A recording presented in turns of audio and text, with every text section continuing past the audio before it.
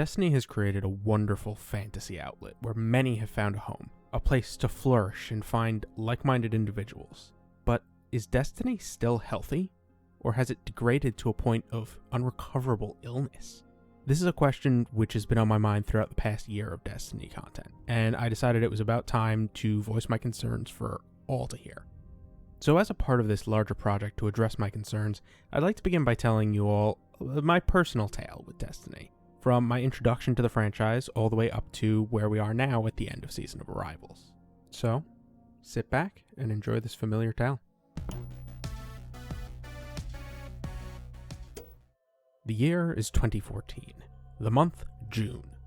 Elder Scrolls Online confused both Skyrim fans and MMO fans alike, and the Master Chief Collection was being looked forward to by many longtime series fans.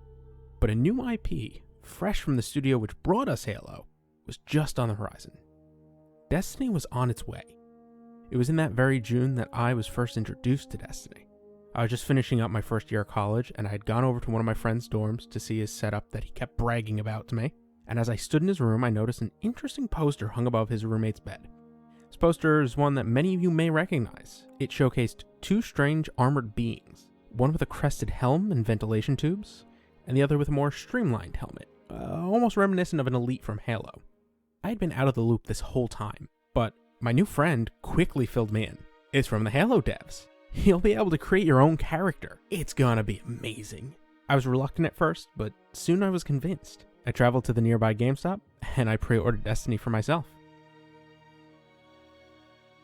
The date had finally arrived, September 9th, 2014. And, well, because of college work, I had to wait another day.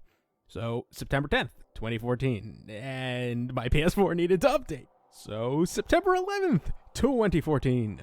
I finally got to sit down and play Destiny for the very first time. But it felt so anticlimactic. Over the following week or so, I would sit down for a few hours a day after my classes and just play the game. I finished the story, all the side quests, the strikes, anything that I saw that I could do, I did, except for Crucible, really. And then I just put the game down. I didn't think I'd ever pick it back up again. I see so many people referring to Destiny as a looter shooter. But when I think of a looter shooter, the games I think of are Borderlands, where the guns feel unique and fun, where the classes are fun to build and feel powerful as you do so, and where you and your teammates can fight over the loot that drops. But this wasn't my experience. By the time I was done, I didn't feel powerful. I didn't feel like I made progress. I didn't feel like the money I spent was well spent. So I left. And 2015 rolled around and I began seeing Taken King advertisements all over. Oryx was coming for revenge, but I didn't know why. I had skipped out on the first two DLCs, so honestly I didn't care about Oryx or his revenge. The release came and went, and I paid no heed. I felt no urge to return. But that soon changed. And now comes 2016. Guardians are flocking back to the Cosmodrome in droves. A new threat loomed on the horizon. Siva. It wasn't why I returned. No, I didn't come back for Rise of Iron. I came back because, on a whim, as I was going through my game collection, I remembered an interesting sci-fi shooter that had so much potential, but failed to hit it. I found it. It was Destiny. So, I put it in. I bought the Taken King collection. I couldn't afford Rise of Iron as well at the time, but it was time I started playing again. I created my old character in his default ship, orbiting over Earth, and within days I had done it. Skolas was captured. Crota, well, I didn't have 6 people, it was just me at the time, so I didn't actually kill Crota, but I assaulted Oryx's dreadnought, I fought my way to his throne room, and I battled him. I was victorious. The only content I didn't experience was the raids, but I understood the joy this game could bring. Its potential had now been realized for me. Destiny. I wouldn't forget it again. It was actually around this time that I found myself so enthralled by the universe that I began to regularly watch creators such as My Name is Bife, Mylan Games, and Datto, and I still watch them to this day. I may not have been able to raid at the time, but I would certainly stay connected to Destiny. Summer 2017 had rolled around, and YouTube was flooded with hype for Destiny 2. Trailer speculation, beta gameplay showcases. I was skeptical at first, but I was soon infected by the hype. Destiny 2 was almost here. This is where my future with Destiny really began. I was so hyped, I purchased Rise of Iron, and I convinced my best friend to get the Taken King collection. I set her a brand new character on a brand new account. Complete fresh start. My friend and I went through every mission, every strike, every story beat. We pushed through the forces of the darkness side by side. This was the power I was promised from the start. This was Destiny.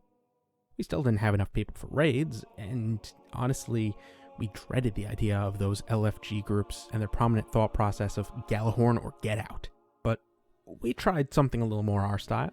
With absolutely no experience, no research, nothing. We went into each raid as a two-man group.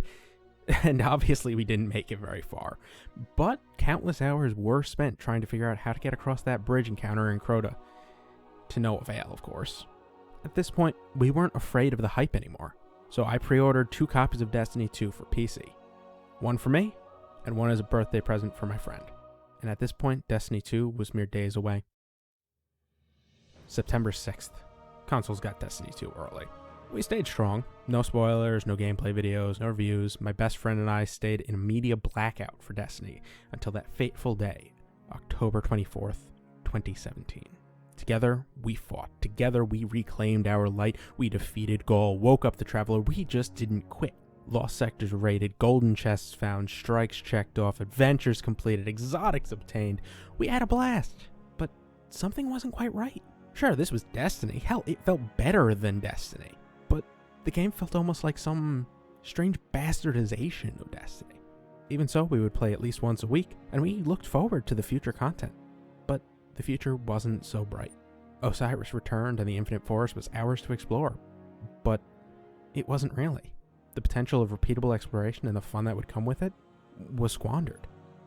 Then Rasputin awoke, and another legend, Anna Bray, called for our help. Except Mars was just a mess of retcons and bad choices. And we learned that legends aren't always what they seem. The game began to feel more tedious than fun. But wait, Solstice of Heroes? A pseudo Age of Triumphs? This may be fun, but it turned out to be just more tedium. Sure, there was a nice spin on the old content, but it wasn't enough. Not yet. But we were looking forward to what was on the horizon. Forsaken. Cade 6 is no more. Uldren took him out, and with him, the bizarre double primary system. Thank God. Random roles returned, and the new locations were fleshed out and overflowing with secrets. The new game mode of Gambit added a little more variety into Destiny 2. And with Forsaken came Last Wish, Destiny's largest and most complex raid yet. This was Destiny 2's Taken King. This was the turning point for me. Up until now, I was just some casual player returning once or twice a week, if even, raiding on extremely rare occasions. But this is where it all changed. By the time Ada 1 appeared in the tower, I was there, grinding, pushing beyond what I had been, a new beginning. It was at this time that I began to surround myself with many of the players I still find myself raiding with today.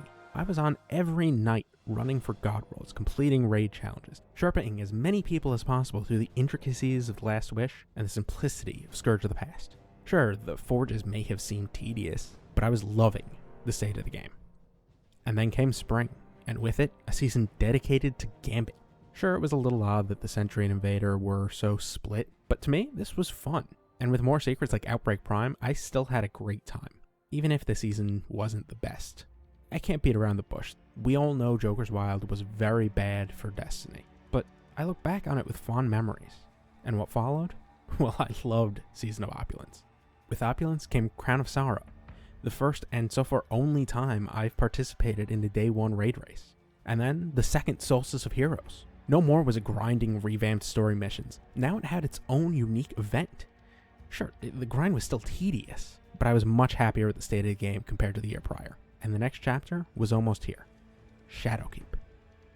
With one little delay. A new era had begun. Bungie had split from Activision. Destiny 2 was free to play, it's on Steam. And this year, we would see the last of the content created with the aid of Activision's assets. Guardians were headed back to the moon. There was so much hype built up thanks to the new release and the major changes. And that could only mean one thing. Good luck accessing the servers on day 1. Once I was actually able to connect without getting booted out immediately, my friend and I began our new journey. By the next day, all I can recall is saying one thing to him. Is that it? Sure, we knew it wasn't going to be as big as Forsaken, but it felt like so little was there. Maybe as the season of Undying unfolded, there would be more? But no, it was just more disappointment. What about Season of Dawn? Another legend is returning, and maybe with this one... no, just more disappointment and tedium. At least there's a massive community puzzle, which, intentionally or not, became extremely gatekept from the community en masse by the tight-knit streaming sub-community. It did not feel good to be one of the little guys at this time. And then what? The Cabal are going to take out the last safe city? They're going to crash the Almighty into Earth? Rasputin needs help gaining strength? But this season is just bounties and one activity repeated over and over again? Content that we've been doing since year one? This isn't fun. Many of the people I regularly play Destiny with left during the Season of Worthy, and very few have returned since. Many saying they're not even going to bother returning for Beyond Light. Season of the Worthy was a killer. An all-time low. The cracks were more visible now than ever. But with Season of Arrivals, it seemed like this could be turned around. And at first, I thought it did. But after a few weeks, I realized every single week is the exact same thing. I was officially back to the state of signing in once a week for an hour or two at a time, and then just leaving until the next week. Destiny 2 became tedious, became boring, became painful. Within the past few months, in the delay before Beyond Light, I've done my best to stay hopeful. I grinded out Reckoner. I'm holding on to find whatever enjoyment I can in hopes of a bright future, but I am worried. Beyond Light is right around the corner. When I started this, we didn't even know what Beyond Light was, and now it's mere days away. And by the time you're listening, it might already be here. I found myself at a crossroads. I feel as if many of the changes being made and announced are just surface level and failing to address the more severe issues. Strikes, Crucible, Gambit, these game modes feel stagnant. Even with the coming changes, I don't feel that new life is going to be breathed into the core system of the game. The core pillars of Destiny are rotting away.